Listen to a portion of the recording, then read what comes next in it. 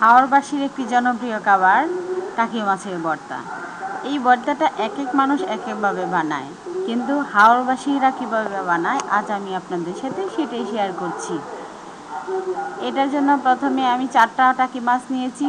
4টা টাকি মাছের জন্য আমি 8টি মাঝারি সাইজের পেঁয়াজ, 1 মুঠ কাঁচামরিচ, 5টি শুকনো মরিচ এবং 1 টেবিল চামচ আমি আদা কুচি নিয়েছি।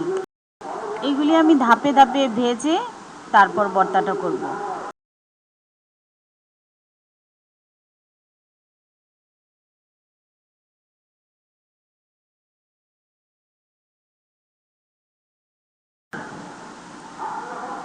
অনেকেই টাকি মাছে হলুদ দিয়ে ভাজি করে, আমরা সাধারণত হলুদ দিয়ে ভাজি করি না, কারণ হলুদ দিয়ে ভাজি করলে আমরা সেই টেস্টটা পাই না।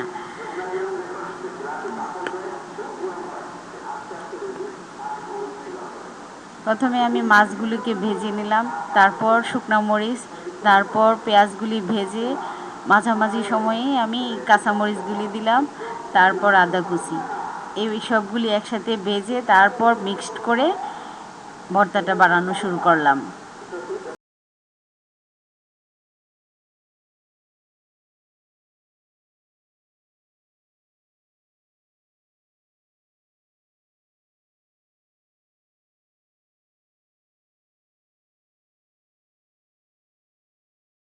না, এক এক মানুষের রান্না এক এক রকম হয়, পাশাপাশি একই বাড়িতে থেকেও মানুষ এক একজনের রান্না এক এক রকম হয়। তবে আমার ভর্তাটা কেমন হয়েছে আপনারা কমেন্ট করে জানাবেন।